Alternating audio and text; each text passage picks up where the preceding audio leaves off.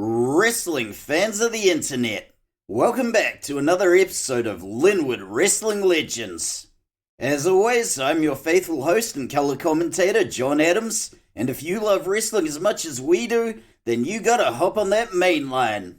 As always, we're coming to you live and direct from an abandoned warehouse in Linwood, and tonight we have a very special treat for you.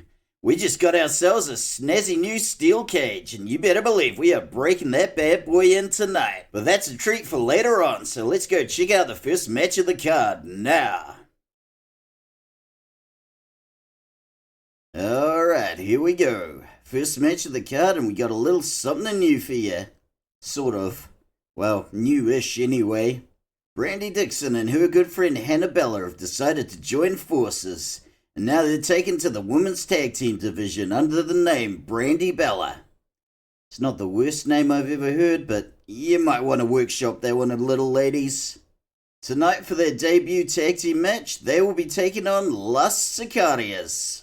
Veronica Mendoza and Mercedes Cortez had what you might call a less than stellar debut a couple of weeks ago, so they're going into this with something to prove. So who knows, maybe they'll make some magic second time around. Or maybe we'll see something truly stunning from BrandyBella. Anything's possible in the wrestling game, so let's go to the ringside and see where the chips are gonna fall tonight. And speaking of chips, why not pick up some curly fries from the concession stand while you're at it? Anywho, let's go check it out.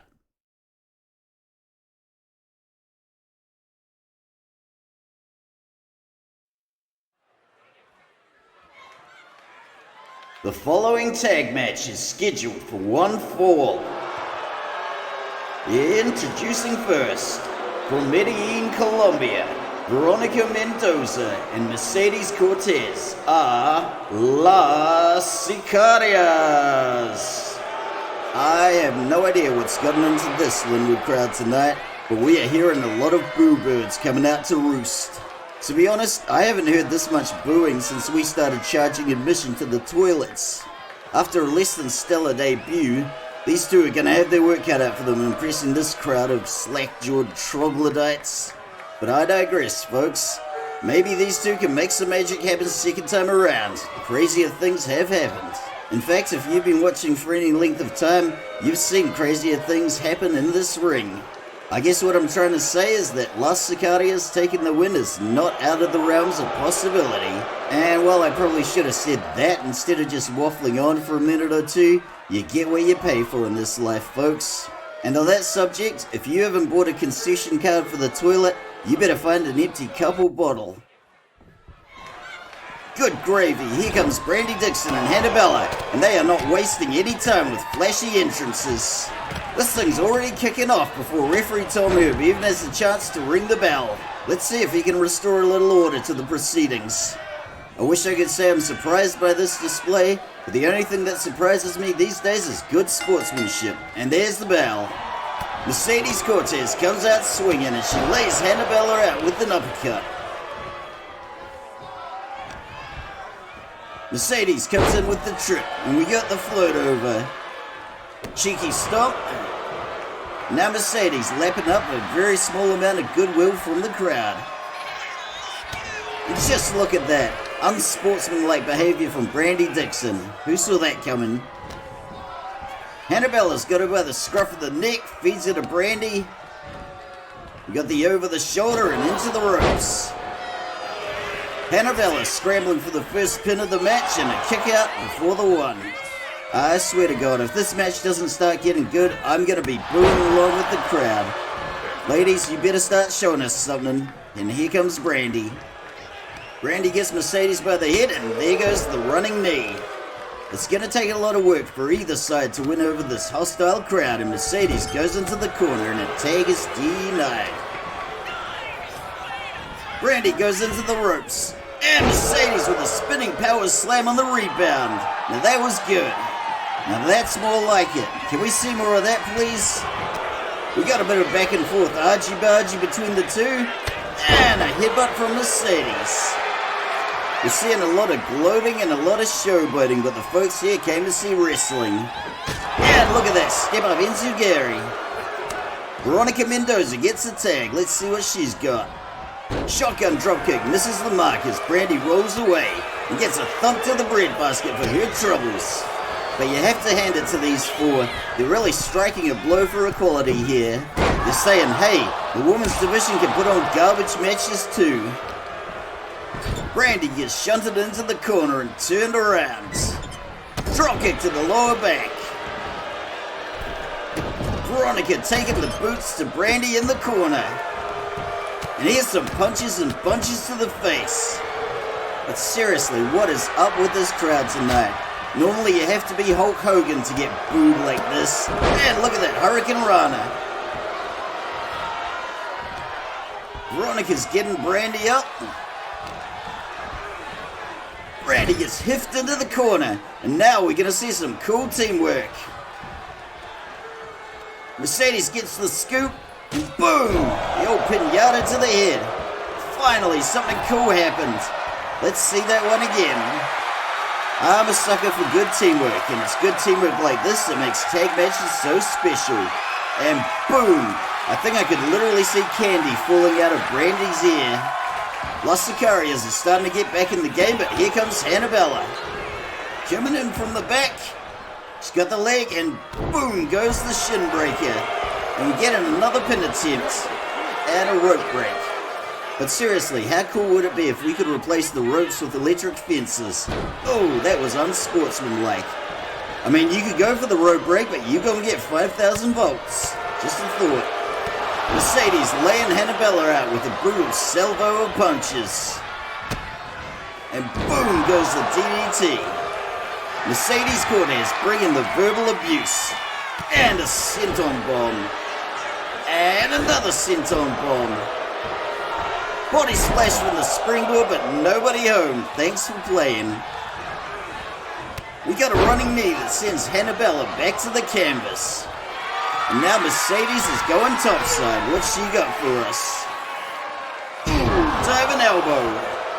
Hannabella is starting to look the worse for wear. Now Mercedes is slamming her into the canvas again and again. And while some promotions have crowds that'll cheer for anything, this crowd is going in the opposite direction and Hannabella is going into the corner. And here comes some more cool teamwork. We got the snapmare from Mercedes and the running big boot from Veronica. It wasn't too bad, so let's run that one back. I'd be lying if I said this was the kind of teamwork we'd see from the Motor City Machine Guns or Las Gatas, but it's nice that Las Sicarias is starting to take it up a gear. And I know what you're thinking. John, can you ever watch a tag match without bringing up the Motor City Machine Guns? No, I cannot. Everything is about the Motor City Machine Guns all the time. You don't like it, there's the door. And there's the tag to Brandy. And we got a little parting shot from Veronica as Hannabella rolls out of the ring. And now Brandy is putting the boots to her. Here comes a pin. Oh, for God's sakes. Brandy Dixon cheating by using the ropes as leverage. Who saw that coming? Veronica definitely saw that one coming and responded in kind. Veronica picking Brandy up and carrying her away like the recalcitrant child she is. And where is she taking her? Into the ropes, face first apparently. And now she's going topside. Veronica Mendoza looking very pleased with herself, but this match is far from over. And look at that jump. Veronica drops the elbow and Brandy's tiny little frame takes the full impact. We got a bit of a back and forth tussle going on, and who's going to get the upper hand? Oh, some ballet and Brandy goes into the corner. Bring it on, says Veronica. And she headbutts Hannabella off the apron. There's a vicious blow to the gut. And a kick down low. Brandy Dixon is firing back. And there she goes with a sit-out mat slam.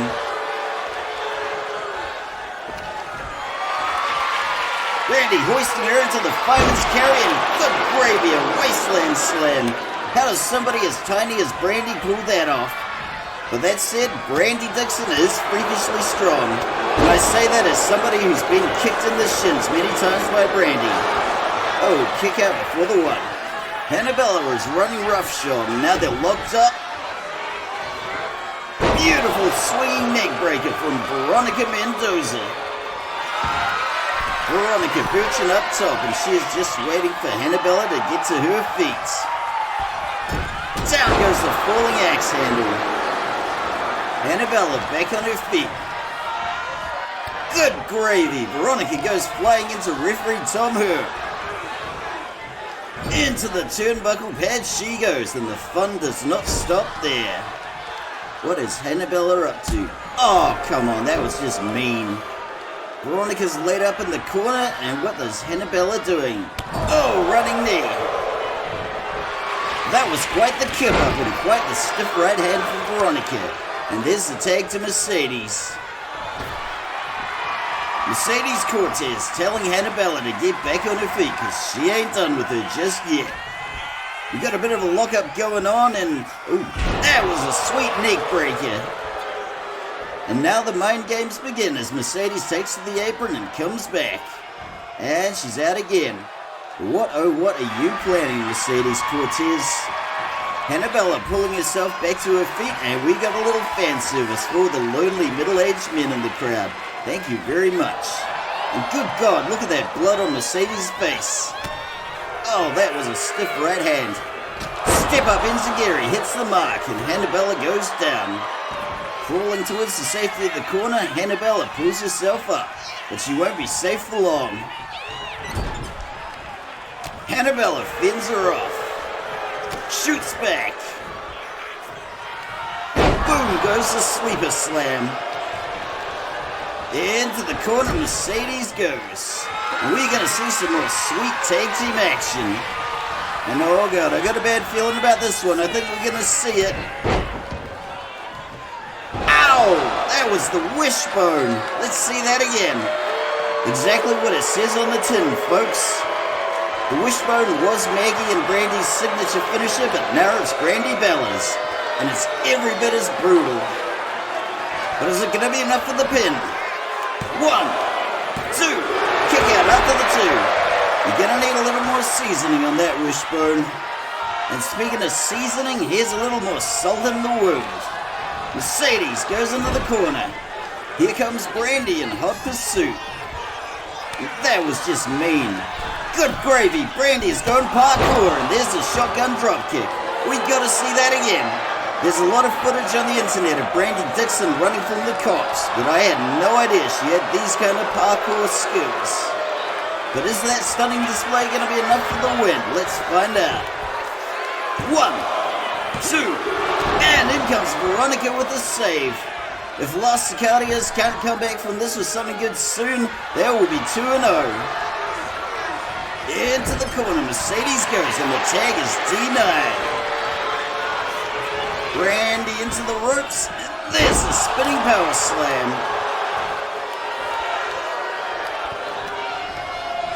Brandy off into the ropes again, and another spinning power slam. Brandy's getting to her feet, and is this going to be a hat trick? Brandy goes into the corner. Good gravy, Mercedes is working her like a heavy bag. Boom! And down she goes. This crowd is finally showing Las Sicarias a little love, so let's see that again. The boxing skills of Mercedes Cortez are formidable indeed, and they are on full display right here. Brandy just took an absolute clobbering.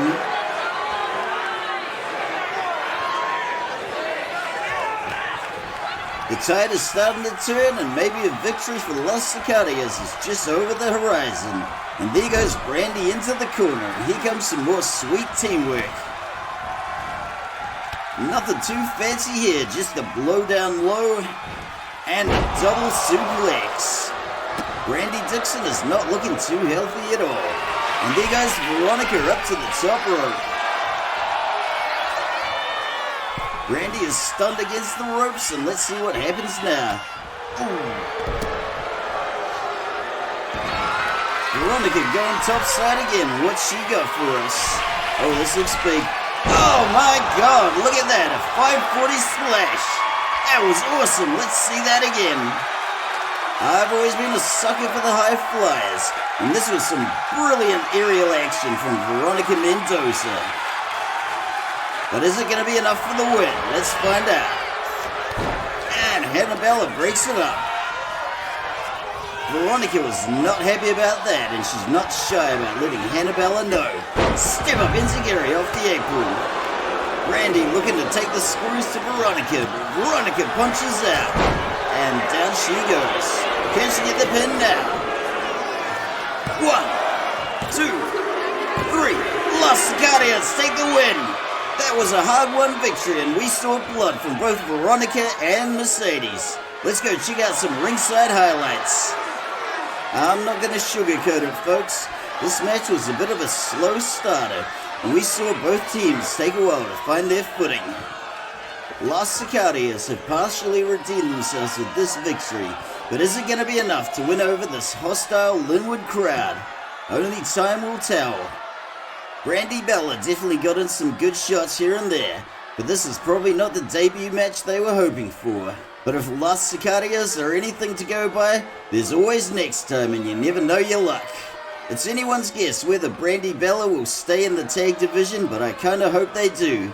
For one thing, our roster's a bit thin and we kinda need a 5th team in the women's division. But at the same time, not everybody can be a champion. Every promotion and every division needs jobbers or enhancement talent to make the other talent look good. But if all else fails, there's a lot of merchandising opportunities for a wrestler like Hannabella. And if you want to get your hands on a replica Hannabella mask, we got them for sale at the merch stand. If you don't care much for the look of your significant other's face, they are the perfect anniversary gift.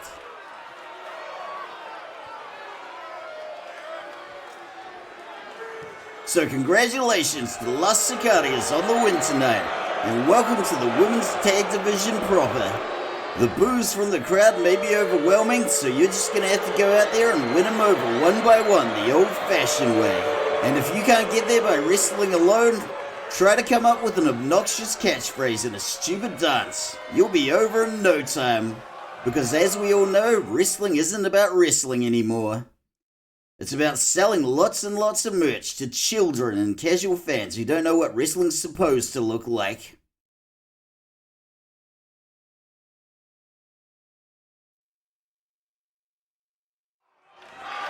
And here we go, folks. After 2 weeks of ill health, here's my boss, General Manager Todd Sorensen. Oh God, I hope I'm not in trouble for anything I said or did while he was away. Diarrhea, cha-cha-cha, diarrhea, cha-cha-cha. Ooh, this sounds important. See, Todd, what did I tell you? Money well spent. Given how many of our wrestlers lean into the dark arts, I'd say it was a necessity. Oh, that's a bold claim. You're not wrong about that though, Todd. We do put up with a lot. Oh, damn. That escalated quickly. What are the Coven gonna make of this?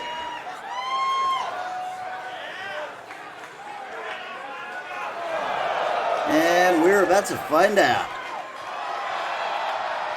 As you can understand, Xenia and her sisters in the Coven are not going to be happy about this.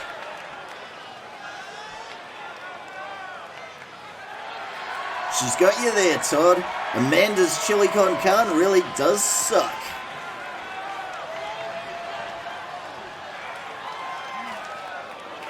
She's got you there. I saw it and it was a hell of a match. Oh, for God's sakes, not again. We just had a Linwood screw job. I like where this is going. Oh, hell yeah, rematch. Come on, do it, Todd. You know you want to. Oh, yeah, that's what I'm talking about. And oh, there's the M. Night Shyamalan twist. And that, folks, is classic Todd Sorensen. It's all about merch sales and bums on seats. That's why we love him. But we all remember how amazing the last match was, and we're about to get another one. So this is good news as far as I'm concerned. And wouldn't you know it, folks? Here's another bad penny we just can't seem to get rid of, no matter how hard we flush. The odious and despicable Boksburg Butcher is back, and this time he is facing off against the Great Khan Ogedia Khan. While I would dearly love this to be a one-sided squash match in favor of the Great Khan, when do I ever get that lucky? There's been a lot of speculation that Ogedai Khan was either drugged or hexed by Alonso Constanzo in his last match. But thankfully, that's probably not likely to happen in this match. The Boksburg Butcher might do a lot of crummy things, but one thing he never does is work from the shadows. Every despicable deed he's done has been right there in front of the crowd in the ring for all to see. God only knows what crummy things he'll pull out of his bag of tricks tonight, so let's you and me go find out now.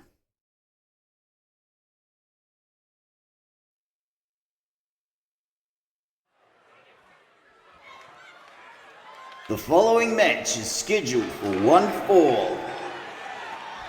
Introducing first, representing Bro Force 1 and accompanied by his scumbag manager Vince Russo.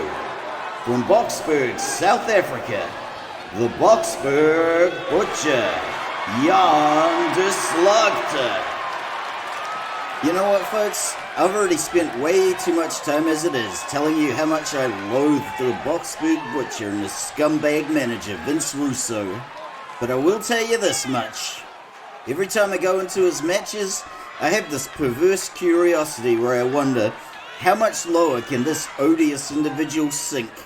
What cowardly, disgusting deed is he gonna pull out tonight that even I haven't thought of? We've already seen him viciously beat homeboy Love Shark with a pool cue after a match. We saw him using Linwood Knight as a meat shield in an absolutely cowardly tag team display. We saw him knock out referee Tom Herb at the start of the match, and then go on to attack Yuri Kalishnikov with a sledgehammer. I mean, when you think about it, what more can this guy do that we can still broadcast? But I will say one thing for the Boksburg Butcher. Much like his Bro Force 1 teammate Linwood Knight, he never fails to find new creative ways to disappoint me. Let's see how far he can keep digging once he hits the bottom of the barrel.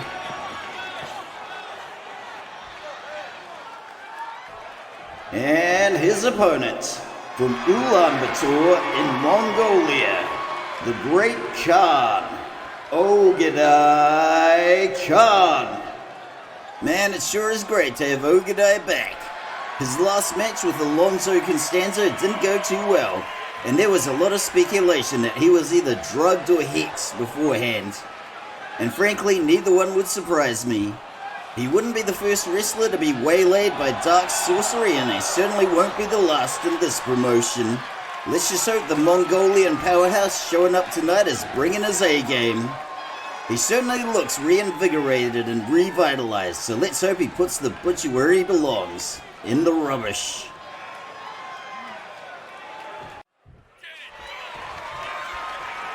Referee Tom Herb rings the bell, and in comes the Great Khan. The Slagter firing back with a series of strikes, and now it's Ogedai's turn. Look at that reverse DDT. Now this is a reinvigorated Great Khan, and it's a beautiful thing to see. The Slagter keeps bringing the heat with the strikes, and look at that reversal. If the Butcher was expecting a stroll through the park, he is in for a rude awakening. And they don't come much ruder than that full Nelson slam. Well, okay, sometimes they come a little ruder than that, but you get what you pay for. We've been seeing a lot of give and take in this match so far. The Butcher dragging Ogedai to the ropes, and what's going to come next? Up and over, look at that. That was a reversal. Ogedai taken to the top rope. My God, look at that leg drop. Just look at the height on that. We gotta see that again, Ernie. Play it back. Now this right here, this is the Ogedai Khan we all came to see, and we are not disappointed. This match is spilled out onto the cardboard, and let's see what they got for us now. Are we going ringside? No, we are not. Butcher shoots back with an elbow, and there goes the sneaky low tackle. The Butcher's taken to the apron, and what is he saying to Tom Herb? Whatever it is, it ain't nothing good. The Butcher punching back, and good gravy, look at the size of that uppercut. It's all mind games with the Slagter, and he is egging on the crowd and his opponent in equal measure. Oh, look at that. Devastating series of strikes from the Great Khan, and a reversal from the Slagter. The Butcher's looking to kick his legs out from under him, and there goes a fisherman's suplex. Ogedai clinging to the ropes to steady himself. Butcher's revving up, and a clothesline sends him out of the ring. The Butcher desperately wants everyone in the crowd to know they are all inferior to him. The Butcher rolls out of the ring onto the cardboard, and we are going into the barricade. The Slagter taking his sweet time, picking off his opponent little by little. And rather mercifully, we are going back ringside. The Butcher's never been above taking a cheap shot. Now he's going for the ankle crank. This is actually some sound strategy from the Butcher. If his opponent can't walk, he can't fight. The Butcher telling his opponent to bring it on, even though in his mind it has already been brought by him. But we shall see. The verbal abuse continues from the middle rope, and he takes a nasty tumble. Couldn't happen to a nicer guy. This match is turning into a slobber knocker, and the slobber is indeed being knocked. The Butcher came here tonight looking for a scrap, and who knows, if he can pull off a clean victory, well, that'll be a first. Shoots in with a double leg takedown, and the punches are coming in bunches and bunches. He's also not the kind of wrestler to go for the quick, easy pin. The more he can humiliate and embarrass his opponent, the better for him. We got a little ballet going on here. Damn, look how hard he hit that ring post. I can feel that from under the desk. The Butcher is not out, but he is down. And now it's Ogedai's turn. Here come the punches and punches to that ridiculous moustache. I'm sorry, but somebody had to say it. The hits keep coming, and we got 1, 2, 3, and 4 elbow drops for good luck. The Butcher is going to need to get really creative to get his way out of this. And there he goes again, trying to take the legs off his opponent. Into the ropes he goes, and we got a Hurricane Rana.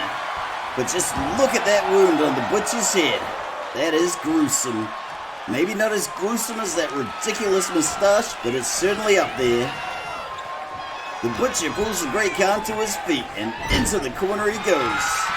And now he's unloading with the Muay Thai knee strikes, and this is bad news beers. But when you're as self-absorbed as the Butcher, there's always time to flex, so let's see that one again. I'm really hoping the Great Khan remembered to do his crunches, because his core just got an absolute hammering here. His opponent is laid up in the corner, and the Butcher is strutting around trying to look menacing. And I really don't... Oh my god, what's happening? Oh my god, did he just shove referee Tom Herb out of the ring? That was disgusting. Let's take another look at that. See, what did I tell you? What did I tell you was gonna happen? Something like this. And when did I tell you that? Before. Referee Tom Herb may or may not be a lover, but he is not a fighter, and he does not deserve that kind of shabby treatment. And thankfully, the Great Khan agrees with that, and he is making the Butcher pay for his shabby treatment of referee Tom Herb. The Great Khan turns his back on his foe. That may be a costly move. It's beyond me why referee Tom Herb didn't disqualify him for that, but there goes a falling DDT. The Great Khan roars back to life, and he is going to beat some respect into the Butcher, whether he wants it or not. Into the corner the Butcher goes, and the Great Khan comes running with the body splash. The Butcher hits the canvas and rolls out of the ring. Folks, while I've had my disagreements with Tom Herb, and while we may have locked horns over the Linwood school job, there has never been a time I didn't respect him. So this display we saw earlier is absolutely disgusting. We cannot have our wrestlers shoving our referees. If we let that behavior go unpunished, who's going to want to be a referee? The Great Khan nails him with an exploder suplex. Whatever comes next for the Boksburg Butcher, he's totally got it coming. And over the ropes he goes. But the Great Khan is not letting him off that easily. Butcher coming in with a grab, and the Great Khan elbows his way out. We got a bit of a back and forth tussle going, and they're both jockeying for position. Butcher grabs him by the neck, and the Great Khan is powering his way out. This match has taken a physical toll on both the competitors. Into the ropes, Ogedai goes, and into a spinning mat slam from the Butcher. Can he get the pin? One. Kick out after the one. It's going to take a lot more than that to take down the Great Khan. Ogedai grabbing the ropes for support as the Butcher pulls him up. Oh my god, he intercepted a spinning heel kick into a dragon screw. That spinning heel kick could have been devastating, but the Great Khan saw it coming and he countered. And into the corner the Butcher goes. Oh my god, are we going to see an avalanche? Oh, look at that. Choke slam from the top rope. It's not an avalanche, but that was pretty damn cool, so let's see that again. Just try to imagine the sheer brute strength it takes to pull off a move like this with one hand. That was devastating. The crowd are absolutely loving this, and they are getting behind the Great Khan. And you know what? So am I. The Butcher's got to be running on empty about now, but then again, I have been wrong before. And there goes the shotgun dropkick. Can he get the pin? 1, 2. Kick out after the 2. For better or worse, the Butcher is really hanging in there by a thread. Ogedai pulling him up. Butcher gives him the slip and he's taking out his legs again. Let's see if he has better luck this time. And there's another fisherman's suplex. Oh, good God, is he doing it again? Tom Herb goes over the ropes. Oh no, what's coming now? Oh, for God's sakes, what do you ever do to you? This is despicable. Shoving referee Tom Herb was bad enough, but are we really going to let our wrestlers suplex the referees? This is absolutely deplorable. I'm really hoping there's going to be some fine and or suspension after this. But in the meantime, the Great Khan is making him pay for that disrespect. Oh, up and over from the suplex. Let's see if he can get the pin. 1. Kick out after the 1. But I really got to tip my hat to referee Tom Herb for continuing the match after that gnarly bump. Oh my god, I think we're going to see it. Here it comes. Boom! That was a way powerbomb, one of Ogedai's signatures. This has got to be enough for the pin. Here's hoping. Surely that's got to be it for the Boksburg Butcher. Now he's got him in an elevated chokehold. And the Butcher taps like a coward. Congratulations to Ogedai Khan on a brilliant victory tonight. This is exactly what the crowd came to see. I mean, obviously they came to see me first and foremost. I mean, I am a pretty big draw, but oh, what's going on here? The Butcher looks badly injured and Ogedai is showing him respect he does not deserve. Oh, for God's sakes, who saw that coming?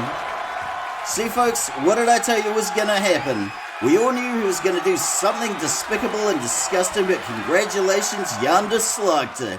You have officially plumbed the depths and reached new lows. Even for you.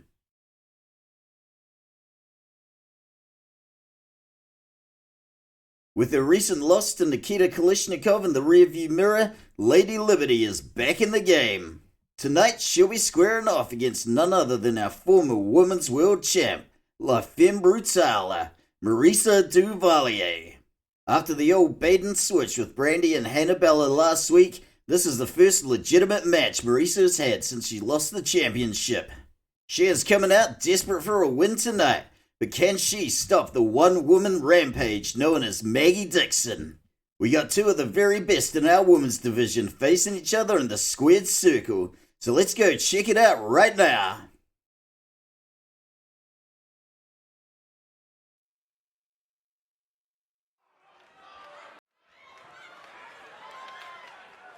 The following match is scheduled for one fall.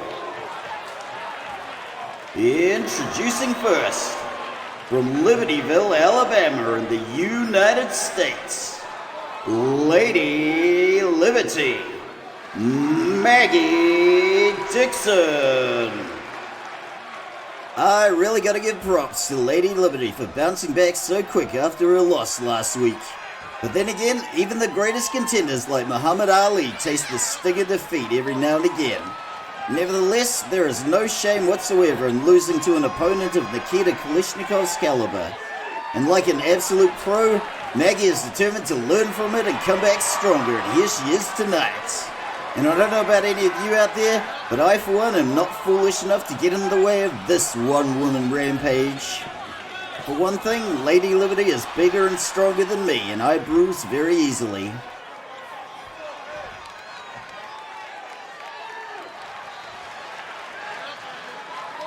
And her opponent, from Marseille, France, La Femme Brutale, Marisa Duvalier.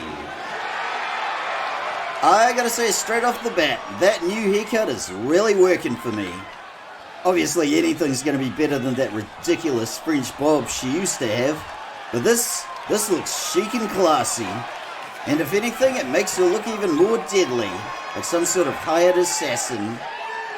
Make no mistake though, folks, she is still very much a dangerously unhinged psychopath and a self-admitted sadist. She has threatened me personally at knife point several times. But oh good brother, is La Femme Brutale really rocking that new do or what? I give it my personal thumbs up.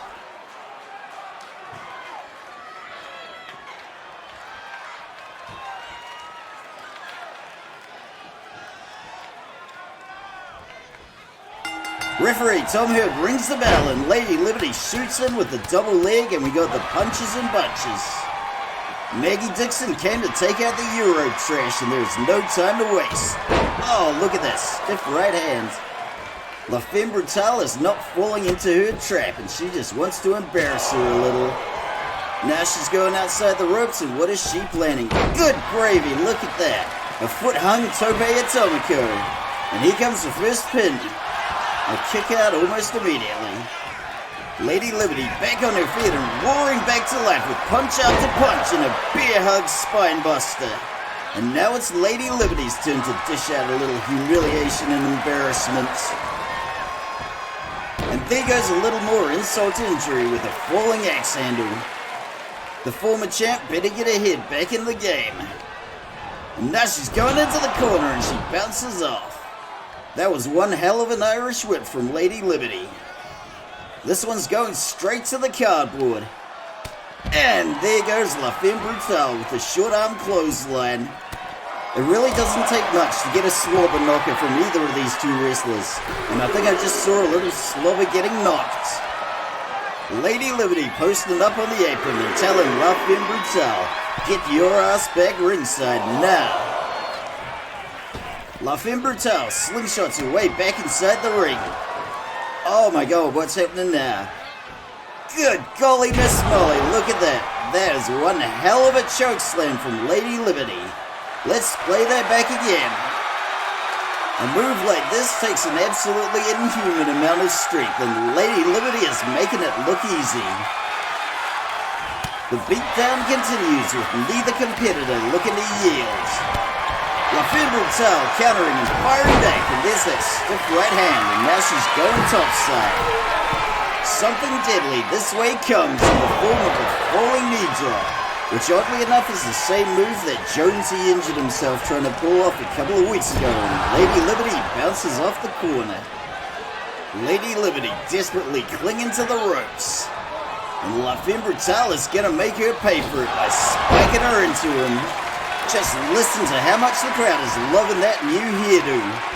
But whatever you do, Marisa, don't lose that bumblebee tattoo. Let it be. That gets me every time. Lady Liberty kicking back. We got the lockup going on. Lady Liberty's got her over the shoulder, and boom goes the power slam. And we're going into a pin. Kick out before the one. After the garbage match we got from Brandy Dixon earlier on, it's obvious to see which sister got all the wrestling talent. And look at that picture-perfect suplex. La Femme Brutale better think of something quick, and they're locked up again, going over the shoulder. Oh my god, she's giving her the slip into a DDT. That was beautiful. Play it back, Ernie. This is some seriously slippery maneuvering from Marisa and her snazzy new haircut. La Femme Brutale has always been a feared striker, but we are seeing some crazy technical maneuvering from her as well.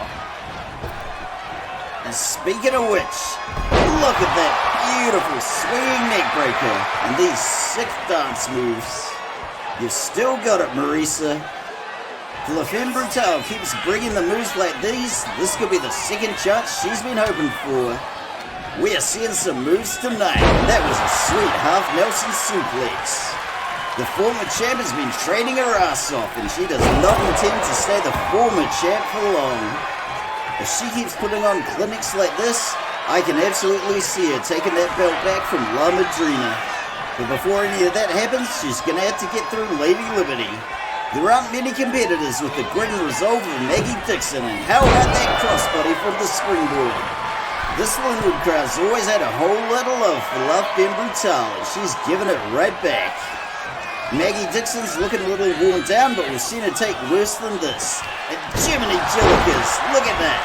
The Brazier de Visage, one of La Femme Brutale's signatures. Let's go take another look. This is what you get when you take a code breaker and put a 360-degree spin on it like Tony Hawk. I hate to say it, but things aren't looking good for Lady Liberty. And we've all seen this combination before, and nothing good ever comes of it. Oh, can she get the pin? 1, 2. Oh my god, Lady Liberty kicks out at the last microsecond. That was way too close, but a lot of competitors have dangerously underestimated the grit and resolve of Maggie Dixon, and it's always been to their peril. Lady Liberty crumpled up. Good golly, Miss Molly, what a reversal. How do you like them apples? Lady Liberty is back in a big way, and this match just got real. This is as real as wrestling gets.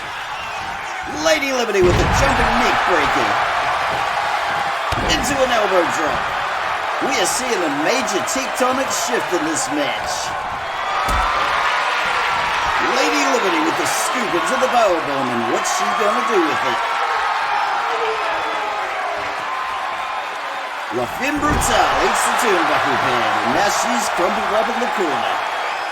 I've learned to never say never in this business, folks. La Femme Brutale better think of something real quick or it's gonna be lights out. And hey, security, you see those children in the front row? I'm pretty sure they snuck in without paying, so you might want to do something about that.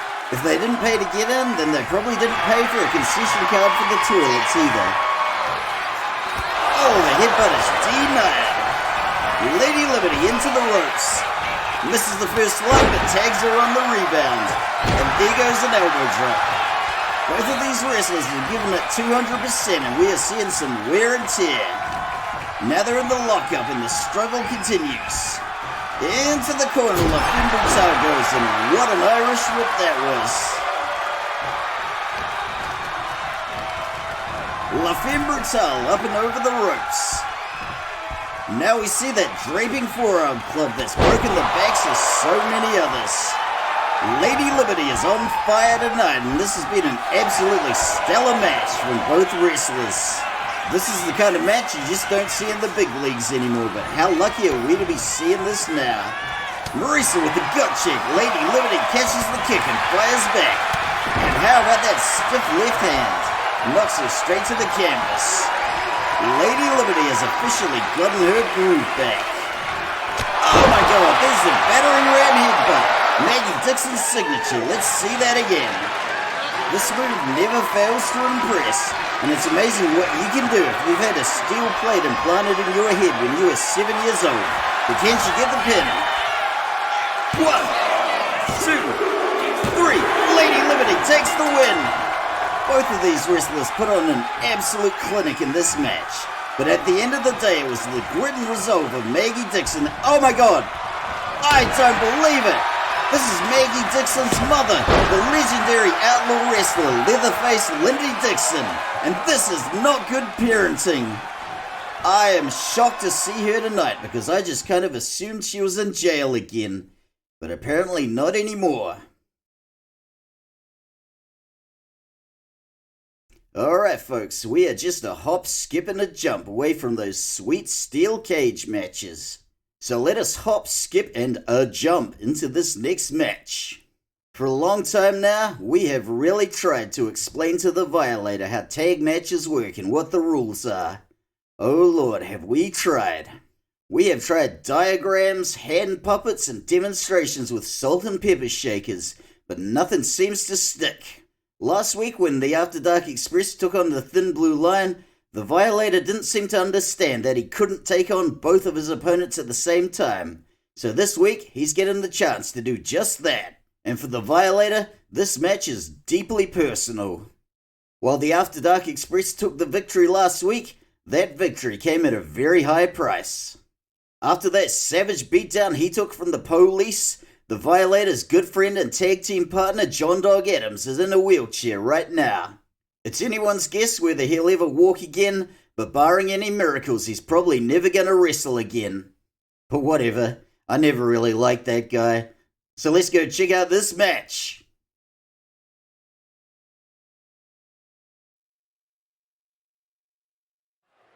The following is a 1 versus 2 handicap match. There will be no countouts and no disqualifications. Introducing first, representing the After Dark Express and hailing from the internet, the Violator. Here he comes, folks. For the Violator tonight, he's got one thing on his mind: payback. His good friend John Dog Adams may never get out of that wheelchair, but at least the Violator can get some vengeance on the 2 corrupt cops who put him there. And just to make things extra spicy, this is gonna be an anything goes affair where, you guessed it, anything goes.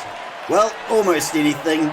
Anything that we're legally allowed to broadcast in front of a family audience. If you're looking for anything over and above that, you should probably be watching other material, which I'm not gonna tell you how to find. But anyway you cut it, the Violator came here tonight looking to throw down.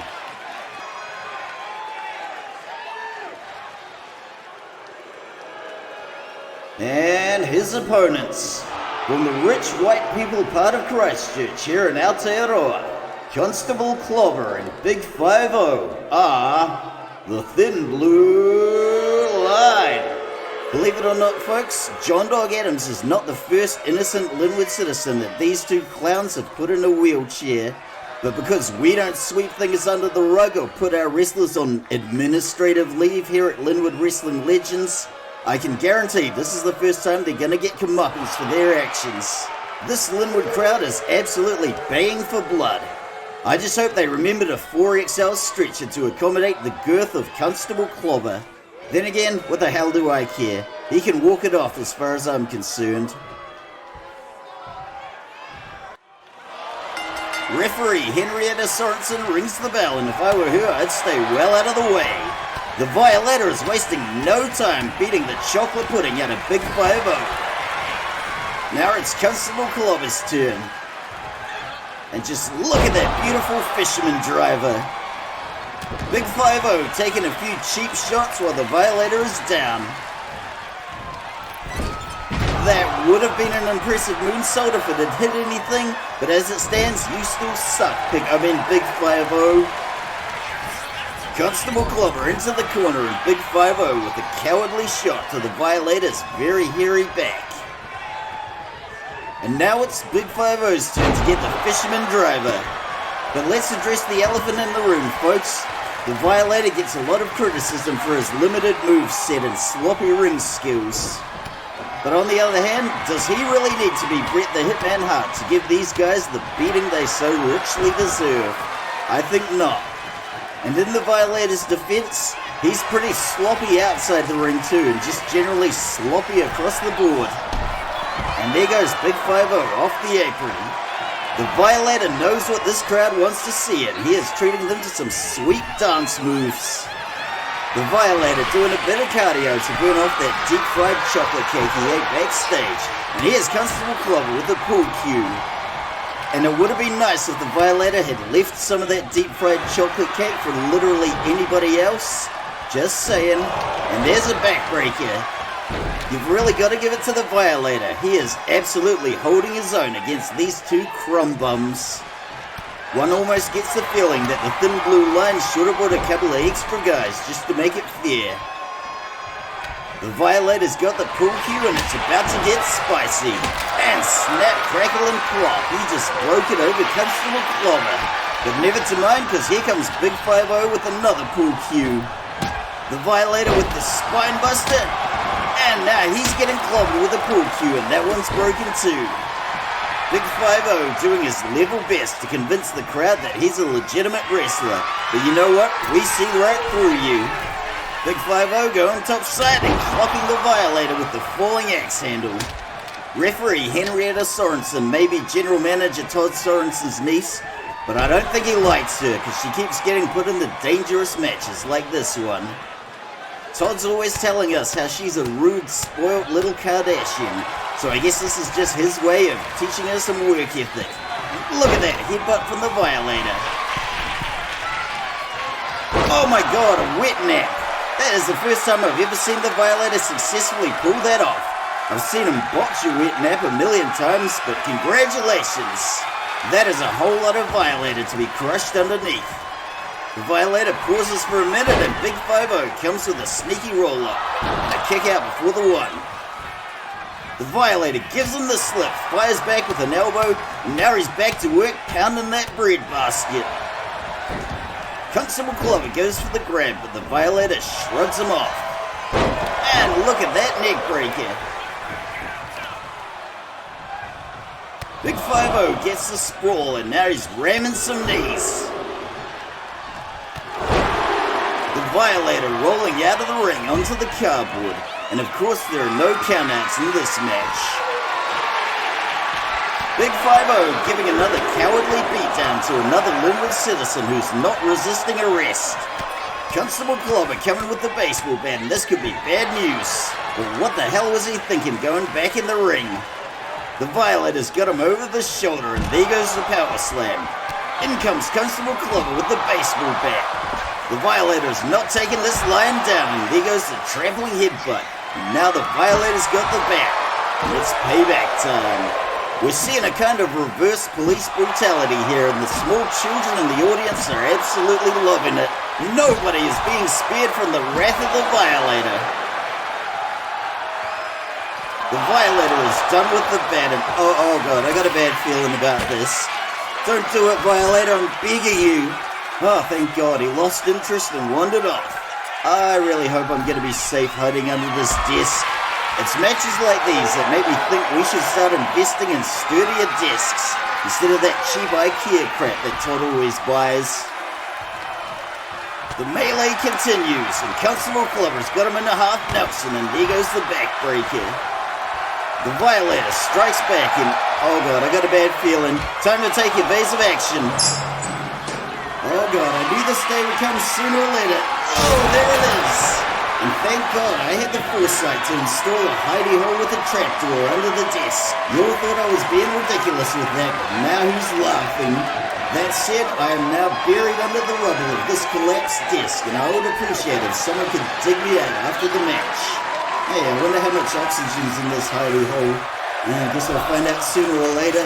This crowd is absolutely losing its mind, but rest assured, I am not missing a damn thing. Rest assured, I've got my laptop with me in this hidey hole. It's connected to all the security cameras and I am not missing a second of the action. Good gravy, look at that shoulder tackle. We got a 2-for-1 special here. The shoulder tackle that was meant for the Violator inadvertently takes out Constable Clobber, and they all fall down like toy soldiers. Big 5-0 pulling the Violator up to his feet. And he is not strong enough to lift him, but who is? I'm going to say possibly Helena from the Coven because she is unnaturally strong. But apart from her, I can't think of anyone else in this promotion. Constable Clover's got the steel steps and that's bad news for the Violator. And that was a lovely trip and now the Violator's got the stairs. Big 5-0 slides out and walks straight into the Violator and the steel stairs. This has been an embarrassing match for the Thin Blue Line, but what a testament to the raw power of the Violator. And there goes the senton bomb. The Violator has stomped a mud hole in both of these corrupt cops, and oh god, he's gonna do it. We're really gonna see it. Boom! That was the Violator's patented Violator Claw Slam, and let's get another look at that. How do you even come back from a move like this? Whatever resistance the thin blue line can mount may be too little too late, and it feels like this match is only a matter of time.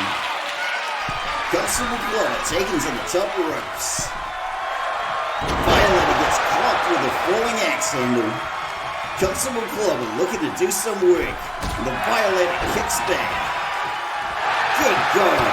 I hope Constable Clobber's got some stamps left on his toilet concession card, because he is going to be pouring up a storm after that trampling. Into the corner the Violator goes, and he punches out. Big 5-0's firing back with a few shots, and it sticks the DDT. The Violator rolls out of the ring and back onto the cardboard. Constable Clobber goes for the steel stairs, but he's changed his mind. The Big 5-0 is waiting for the Violator to get up. Good gravy, look at that moonsault. Let's take another look at that. But just for the record, Big 5-0 still sucks. But that was one hell of a moonsault off the apron. These two clowns can do all the moonsaults in the world, but this Linwood crowd is still gonna hate them. What the hell is Constable Clobber doing? The Violator is back on his feet. He is striking back, and the pounding to the bread basket continues. For these two oafs, there is no escape from the wrath of the Violator. And I hate to bring this up, folks, but I am starting to feel a bit dizzy. I don't know how much oxygen is left in this hidey hole. There's probably enough to keep me alive for the rest of this match, but don't quote me on that.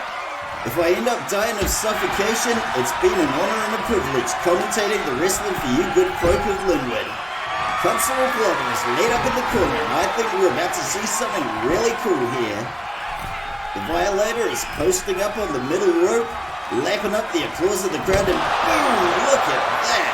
Let's play that back. I hate to say it, folks, but this is an example of why we shouldn't let wrestlers name their own moves, because the Violator calls this one the Bum Bum Squash. It might be exactly what it says on the tin, but I don't know, maybe class it up a little, maybe not use the words Bum Bum. Big 5-0 taking advantage of an opportunity, and he is pounding the Violator's back. Into the ropes, the Violator goes, and Big 5-0 coming in with the sweep. This one's spilling out to the cardboard again, and this has been a no-holds-barred affair. I probably have a better chance of surviving in this hidey hole if I didn't talk so much, but then you would be robbed of my commentary, and I owe it to you, the fans.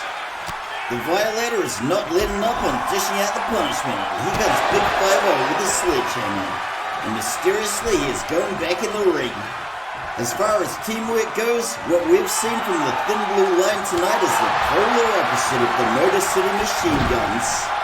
These two imbeciles have gotten in each other's way and tripped each other up so many times we've lost count.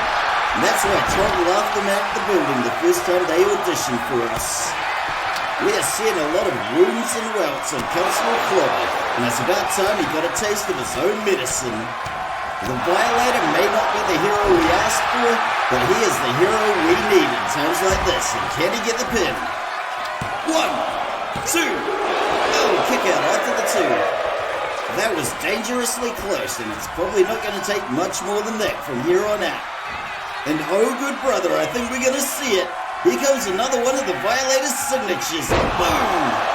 It's got to be all over like a 4-leaf clover after that. Let's take another look.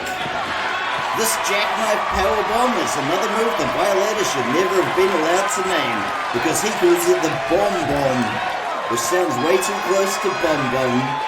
But that's where his brain is at, and can he get the pin? Oh, Constable Clobber breaks it up. And I hate to make a fuss, but I think I am hallucinating from oxygen deprivation right now.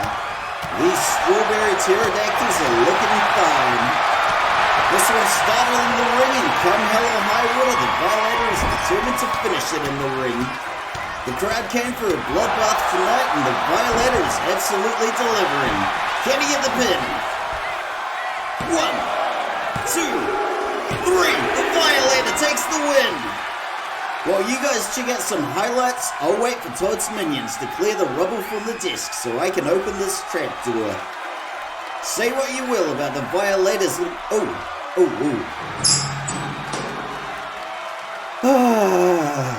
Fresh air. Oh god, that's so much better. Anyway, where was I? I lost my train of thought. Oh yeah, as I was saying, say what you will about the Violator's limited moveset, but he used it to devastating effect tonight. And let's get another shot of that disc. If I hadn't had the foresight to put in the trapdoor in the hidey hole, I would have been a John sandwich and you would have been scraping me off the cardboard with a spatula. So in a way, I kinda did you a favor by doing all that. Because where are you gonna get commentary like this if not from me? You can thank me later. Bloody hell, the things I do for this job, the things I do for you, the fans. But do I ever get any respect? No, I do not. And Todd Sorensen says I gotta pay for my toilet concession cards like everybody else. I'm telling you folks, the life of a color commentator in this promotion ain't easy. So congratulations to the Violator on this monumental victory. There's still no word on who's going to replace John Dog Adams in the After Dark Express, but it's hotly rumored to be Homeboy Love Shark. But congratulations again to the Violator. Give that man another deep fried chocolate cake because he's earned it.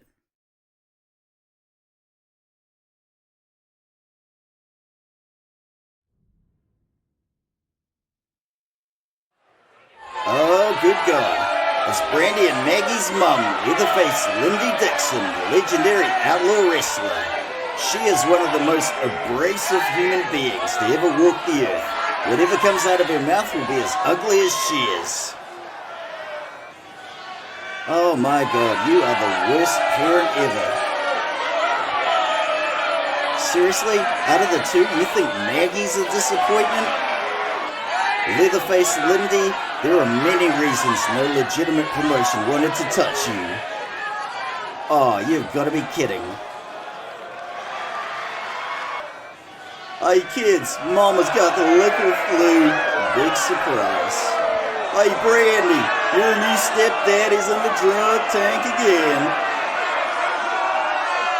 Well, I suppose she's not wrong about Hannabella. Can't argue with you there. Oh God, I can't wait to see Lady Liberty take a whipping to your leathery ass. And there it is, folks. The landscape of the women's tag division just changed dramatically, and not for the better.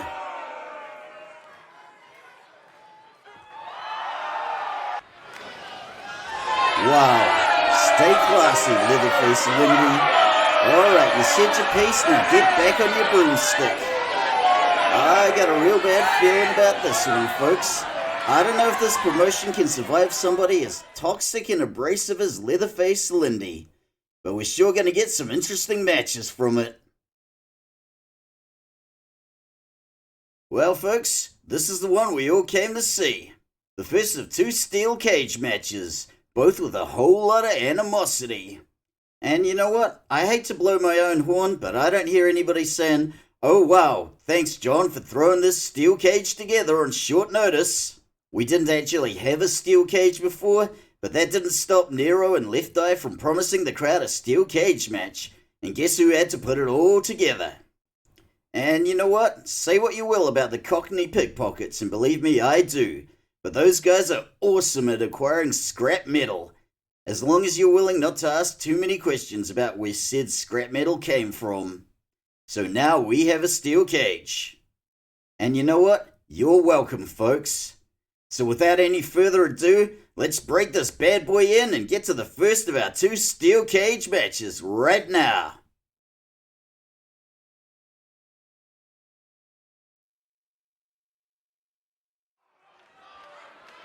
The following steel cage match is scheduled for one fall. Introducing first, from Havana, Cuba, he is Hell Unleashed, Nero.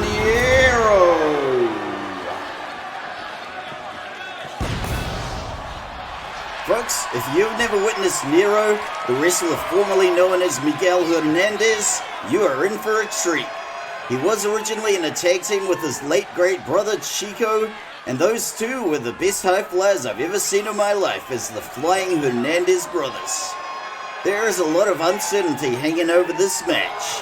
This is going to be Nero's first match since his brother Chico passed, and also the first match since he lost his face with that guillotine accident in last March's disastrous PLE. So one hopes he hasn't gotten too much ring rust. This is a hell of a way for Nero to make a comeback, so let's see if he's still got the skills.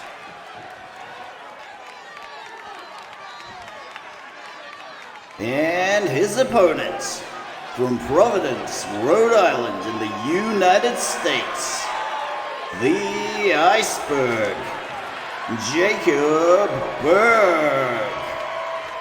Folks, it's time to call a spade a shovel. Nero blames the Iceberg for the accident involving the guillotine that destroyed his face, and he is 100% right. The Iceberg left a lot of truly gruesome accidents in his wake in his career as a stage magician, which is why he's wrestling here and not a stage magician anymore. But as far as Nero blaming Linwood Wrestling Legends for his brother Chico's untimely death, it should be mentioned that Chico was crushed to death by the vending machine in the cafeteria while he was trying to get a free crunchy bar out of it. Our hands are clean on that one. Referee Chad Remington rings the bell, but he is safe and sound outside the cage. Nero came looking for payback tonight and he is not wasting a second. If Nero's still got the skills, we are going to see some amazing high flying, and how about that shotgun dropkick? The Iceberg is looking like he's been knocked more than he can chew, and he eats a shoulder tackle. You did this to my face, is probably what Nero's saying to the Iceberg. The crowd have been waiting on pins and needles for the steel cage, and I don't think these two are going to disappoint. Into the corner the Iceberg goes. And look at that, Gammon Gary. If I was the Iceberg, I'd probably be trying to think of a really good apology right now. Good gravy, look at that stylish DDT. Oh, Nero's going topside, this is going to be good. Iceberg gives him the slip. Nero goes into the ropes. Iceberg goes low. And we got the up and over. The Iceberg taking a couple of cheap shots. And now he's looking to climb his way out in a cowardly fashion. But I got a feeling Nero ain't having that. If he can make it over the top of the cage, he can win this thing. But there's oh, down he comes. Iceberg's got Nero by the scruff of the neck, and Nero is thumping his way out. The barrage continues, and the Iceberg is not getting off that easy. Nero is fully intent on drawing this one out to prolong the agony, and how about that step up Enzuguri? And oh, would you look at this, folks, we got a good old-fashioned yay boo. The shots being traded back and forth like nobody's business. But regarding the death of Nero's brother Chico Hernandez, you would be amazed how many people get crushed to death every year trying to get free stuff out of vending machines. You never think it's going to happen to somebody you know, but never say never in the wrestling business, folks. In the meantime, Ernie the cameraman desperately needs to justify his employment with us. So let's take another look at that little back and forth. And you know what, Ernie the cameraman? You're the real hero of this story. If it weren't for you, I'd have to describe things a lot more vividly, and that's a lot more work for me. And who needs that? Not me. To say this match is going badly for the Iceberg would be a gross understatement, but he kicks back. And look at that clothesline. See, folks, never say never. If the Iceberg can dig deep into his bag of tricks, there's still hope for him. Oh, and will he look at what we got here? Nice little nod to Mick Foley with that cactus driver. And there's the brash, overconfident Iceberg we all know and love. And look at that Superman punch. The Iceberg comes crashing back down to earth. And good gravy, look at that Enzuguri off the springboard. Let's see that again. This is the high-flying skill of Nero on full display, and it is a sight to behold. While Nero may have tragically lost his face, he's still very much got it. but can he get the pin? Oh, kick out after the 1. The Iceberg is probably wishing he phoned in sick right about now. And into the ropes he goes. Nero goes high. Good gravy, look at the height on that stomp. And can he get the pin? Kick out after the 1, but we gotta see that stomp again.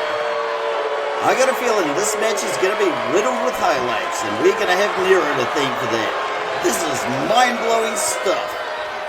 Nero showing some uncharacteristic patience, and boom, look at that backflip into a dropkick.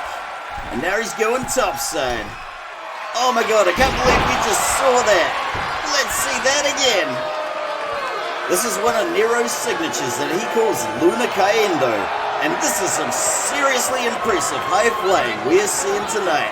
But can he get the pin? 1, 2. What the hell?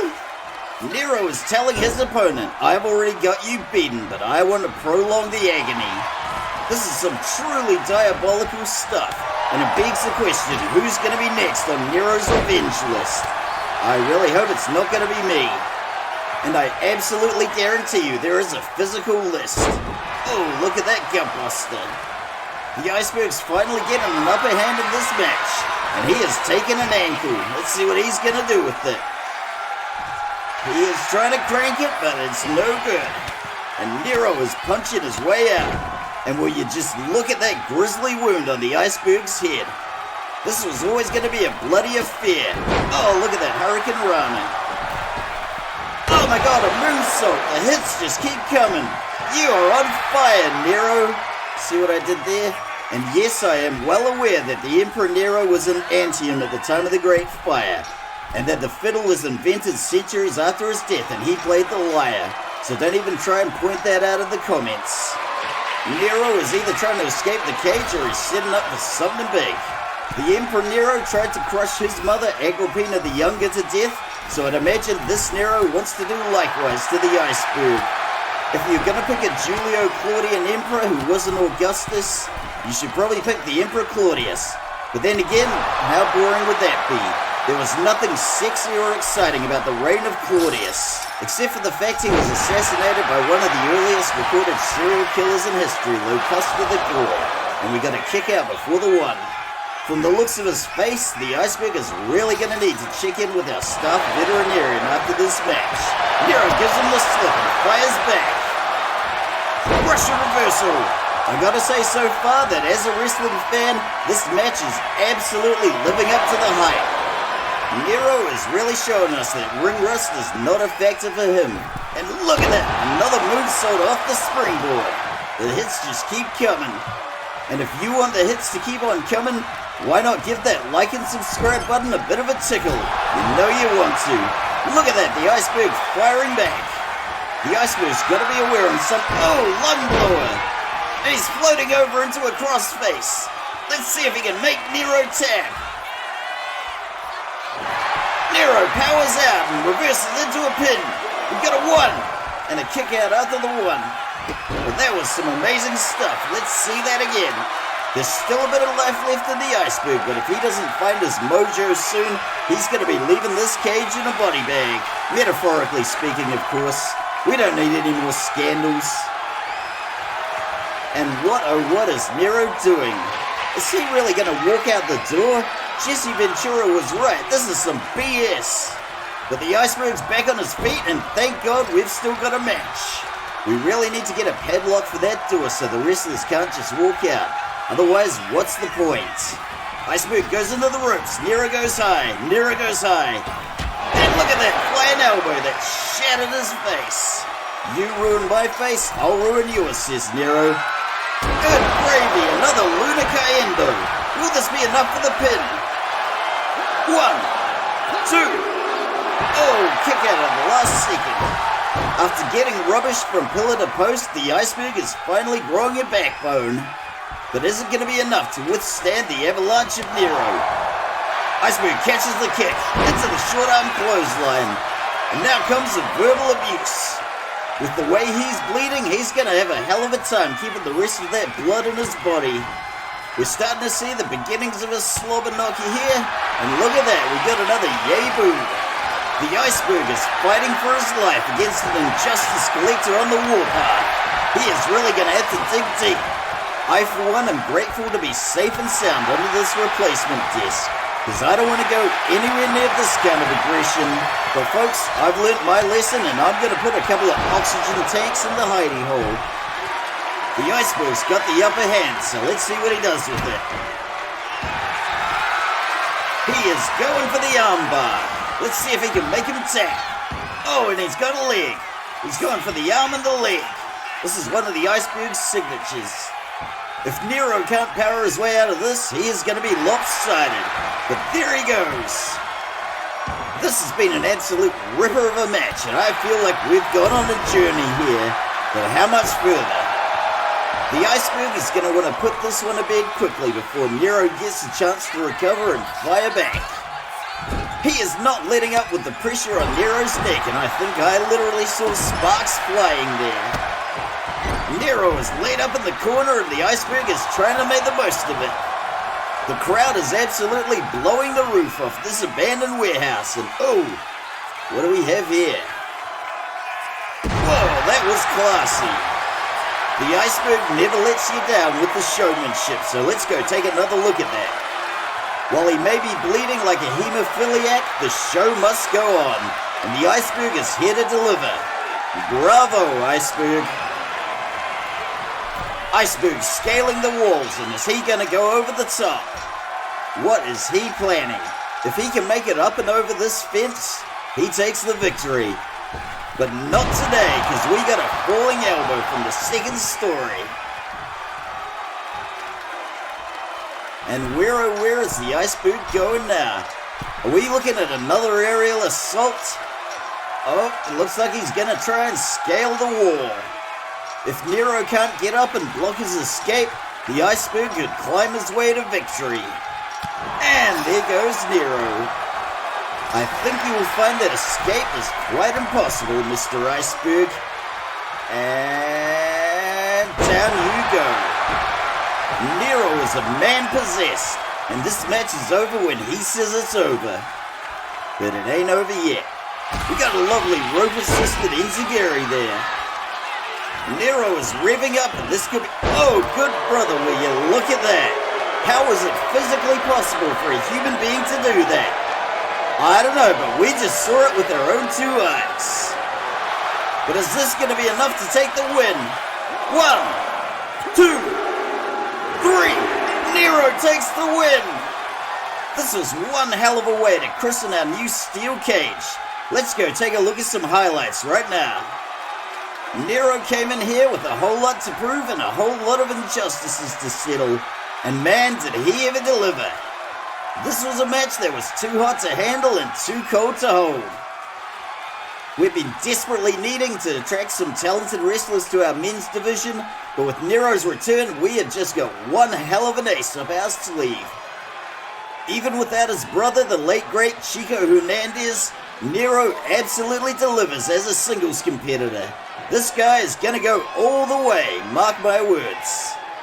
But credit where credit is due, folks, and we gotta give it to the Iceberg. He stuck it out longer than anybody ever thought he would, and he took more punishment than I have ever seen him take in the ring. He got in a few good shots here and there, but even the coldest Iceberg is gonna melt beneath Nero's flames. So welcome back, Nero. That was a truly magnificent return of form. I don't know who's next on your revenge list, but I hope the two of us are cool. I always liked Chico, and I actually offered to buy him that crunchy bar 2 hours before the accident. So take that for what it's worth.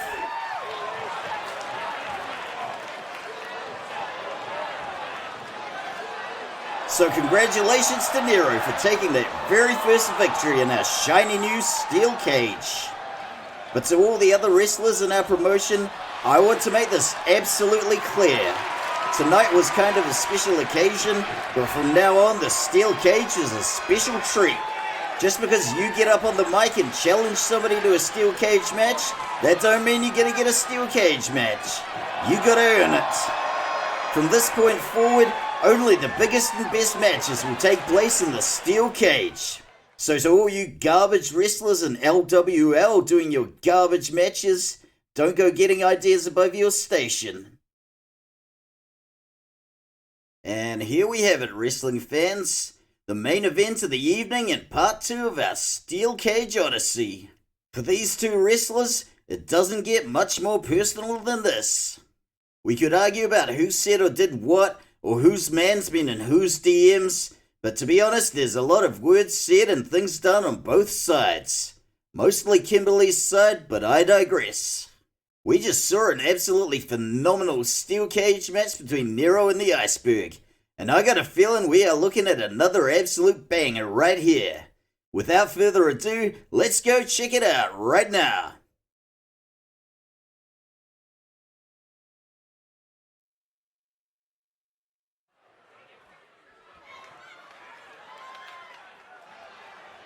The following steel cage match is scheduled for one fall.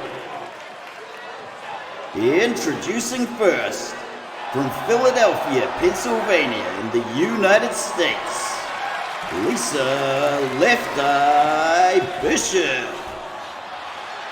Notice, if you will, dear viewer, Left Eye is making her way to the ring without her fiancé, gangster rapper Pump Daddy, who one assumes is still in the doghouse after last week.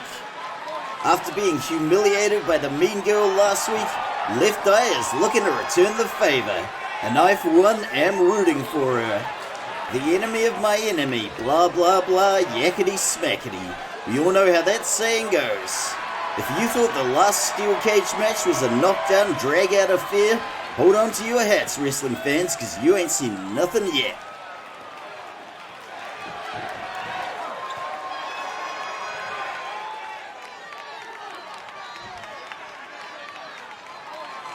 And her opponent, from Brisbane, Queensland in Australia, the Mean Girl, Kimberly Sullivan. I have been absolutely roasting Kimberly Sullivan for months straight now, and I have been criticized for roasting Kimberly Sullivan for months straight. So I am really glad that we all got to see a little speech last week so you could all see how insufferable she really is. She may be a phenomenal gymnast and a talented wrestler, but as a human being, she is the absolute worst. And I'm not saying that because she's Australian, but the fact that she is Australian really doesn't help, if you get my drift. Our Kimberly's always had a fast and loose relationship with the truth. And I'll bet anything that Pump Daddy was never anywhere near her DMs, as the kids say. There's no way to use that phrase without sounding deeply pornographic, so I wish I could think of something more wholesome, but this is where we are, folks.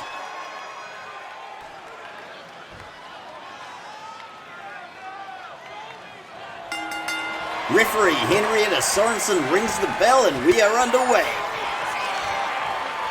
Kimberly running in with a double elbow to the head, and a spinning kick sends Left Eye to the mat. The Mean Girl has taken an early lead in this match. And boom goes a Spanish fly. Kimberly Sullivan blowing some kisses to the hypothetical fans in the crowd. Left Eye back on her feet and gets laid out by the step-up enziguri. Kimberly off the springboard with a moonsault. The Mean Girl came prepared, and no doubt we will see a lot more high-flying action. Left Eye into the corner and she bounces off the turnbuckle. The Mean Girl bringing the verbal abuse, which is made infinitely worse by her Australian accent. Kimberly taking to the fence, and is she gonna chicken out on us? Oh no, we got a second story heat-seeking elbow drop right there. Boom, look at that Arabian press off the springboard. The Mean Girl has brought all her gymnastic skills tonight. And parents, this is why you shouldn't let your daughters take gymnastics, and Left Eye scoops the pin. Kick out before the one. Left Eye is firing up and she is slapping back. And that had to hurt. But you know what doesn't hurt? Liking and subscribing to Linwood Wrestling Legends. The gloves are off and the Mean Girl is fighting dirty with the soccer kick to the back. Oh, come on, is that really necessary? Kimberly is looking to take flight again, and this could be bad news for Left Eye. We got another heat-seeking elbow drop. Blow all the kisses you want, Kimberly, but you're still not getting another date. You only get one chance with John Adams. And for this guy playing with knives and talking about slicing other women's Achilles tendons, kind of a deal breaker. Left Eye is back on her feet. Kimberly takes a nasty bump, and it couldn't happen to a nicer person. Into the rope she goes, and Left Eye with the back elbow on the rebound. She is just waiting for her opponent to get up so the onslaught can continue, and here it comes. Now, I didn't think that was worthy of a highlight reel, but Ernie the cameraman desperately needs to pad out his CV, so here we go. And if Ernie the cameraman was thinking of looking for another job, well, I've got news for you, Ernie the cameraman. This is as good as it's ever gonna get for you. Look at that elbow drop. I hate to break it to you, Ernie the cameraman, but you're never gonna pay off that mortgage, your wife still hates your guts, and all three of your kids think you suck. This is as good as it's ever gonna get for you, Ernie the cameraman, so just learn to embrace mediocrity like the rest of us. Boom goes the vertebraker. Left Eye is roaring back to life, and the same cannot be said about Ernie the cameraman's career. Just be glad you don't have to film autopsies anymore, Ernie. Left Eye is taking the boots to Kimberly Sullivan, and she is getting ragdolled all over the place. The Mean Girl's back on her feet, and my God! Now that was a slap heard around the world. That one deserves a highlight reel, so let's go take a look. Kimberly Sullivan just got the absolute chocolate pudding slapped out of her, and it's about time. That was quite the kip up for the Mean Girl, and she is firing back with a salvo of strikes, and oh, what have we got here? Look at that falcon arrow. Kimberly is going topside, and this is always bad news. Are we going to see another heat-seeking elbow? Oh yes, we are. Kimberly Sullivan came to strut her stuff, but this commentator is immune to the siren song of the succubus. And look at that, wheelbarrow into a DDT. The Mean Girl is rubbing the salt into the wound.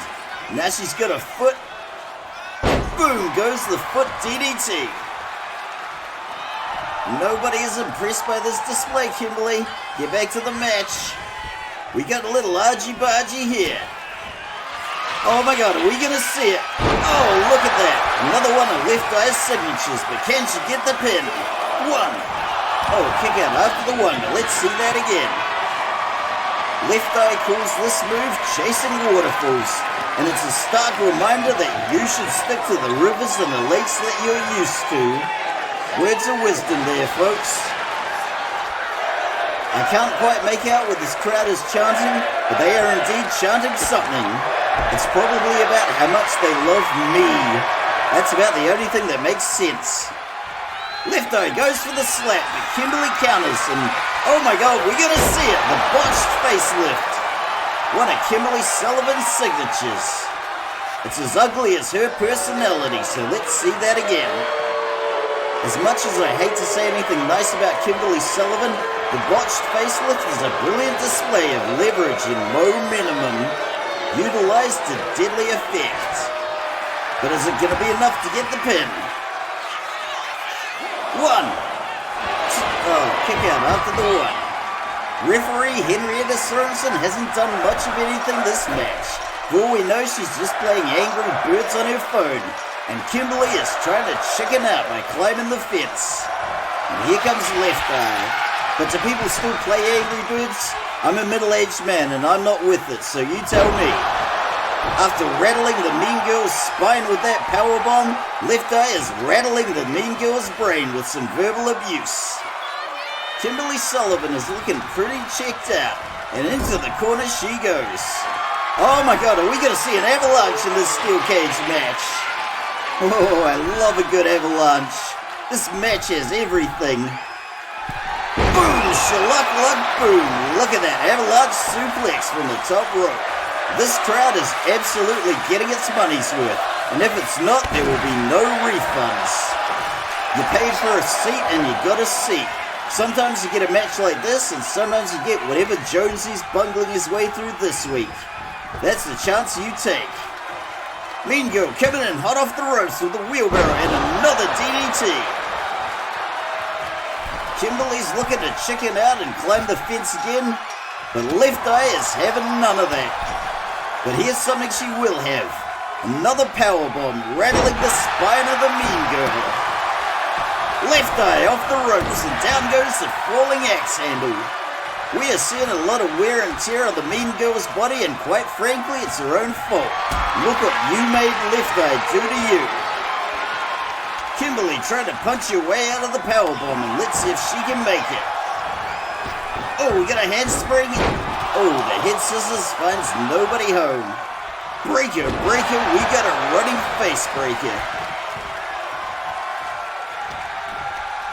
Kimberly into the ropes, and there's another back elbow to the face, and Left Eye is going topside.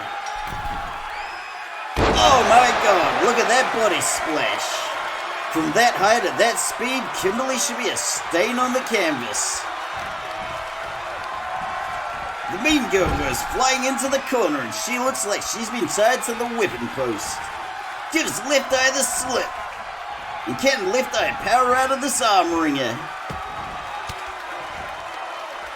Oh yes she can.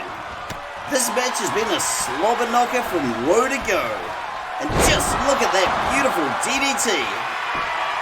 This crowd is absolutely lapping it up, and one gets the feeling that the worst is yet to come for the Mean Girl. And round she goes into the corner. Referee Henrietta Sorensen is not looking particularly interested or concerned by anything in the ring, and that's her loss, because that was brilliant. The Mean Girl is getting straight up ruined, and I am loving every second of this. But she's still got some life left, and she is firing back. She scoops Left Eye into the pin, but can she get it? Kick out before the one. Kimberly with the drop kick. And oh my god, a standing moonsault. Let's see that again. There is no denying the acrobatic abilities of Kimberly Sullivan, but is this going to be enough for the pin? Oh, kick out after the two. Thanks for playing, Kimberly, but better luck next time. Left Eye's getting back to her feet, but Kimberly still has the upper hand. And look at that Irish whip that just bounces her off the corner. Kimberly's going topside, and this could be bad news. But not for us, because we are going to see it, and there it goes. Kimberly's patented 720 splash. That was amazing. I never get sick of seeing that one, so let's see it again. This could have been the future of Olympic gymnastics, but all it took was one little slice to another girl's Achilles tendon, and here we are. Kimberly Sullivan should thank her lucky stars for finding a promotion that collects all the broken wrestlers. In Kimberly's mind, she's still the most stunning creature to ever walk the earth, but you won't think that way once you get to know her. As impressive as this showboating is, none of this is gonna win the match.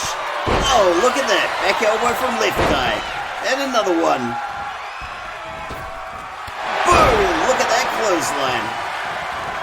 Oh, look at that spear tackle into the corner. And oh my god, we are gonna see it. Boom, that was the no scrubs face wash. Left Eye's signature move. The no scrubs face wash.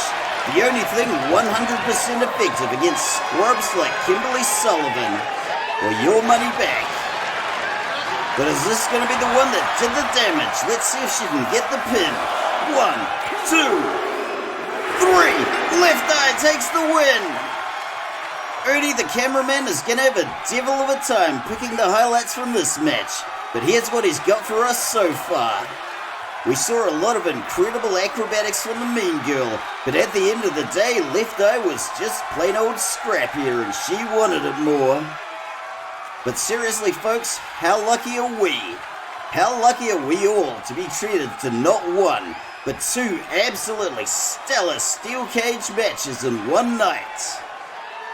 Not to blow my own horn here folks, but I straight up worked my ass off to make this steel cage happen.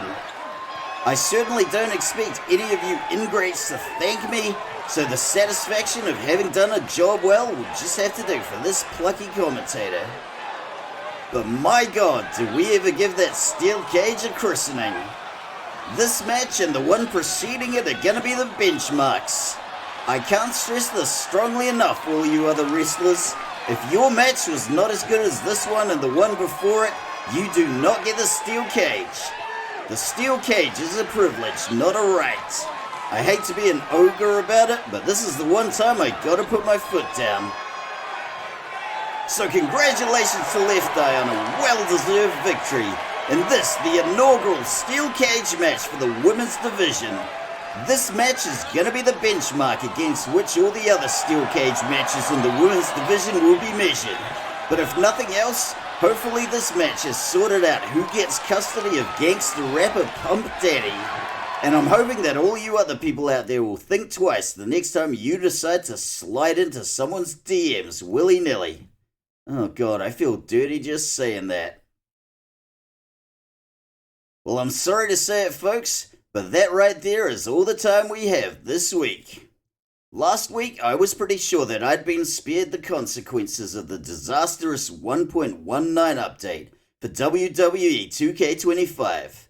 But as the more eagle-eyed of you may notice, that was not the case. Some of you may have noticed that some of the custom tattoos and designs for the wrestlers have gone walkabout. They're still very much on my console, but for some reason, they were not on the wrestlers this week. But rest assured, we will send all our wrestlers back to the tattoo parlor, and we will put Humpty Dumpty back together again. So thank you for your patience in the meantime. As always, I want to thank each and every one of you wonderful people for tuning back in this week. If this was your first episode, I hope you dug it, and I really hope you stick around, because we'd love to have you. As always, I encourage each and every one of you to go out and support your local independent wrestling promotions. And I'm going to be doing exactly that this Saturday when I go to the Kaiapoi Working Men's Club to see Unified Redemption. So if you're there as well and you see me floating around, don't be a stranger. But until we meet again, dear viewer, thank you once again for watching this guy's midlife crisis play out through a glorified puppet show on the internet. I hope you had fun watching it, because I had fun making it. See you next time.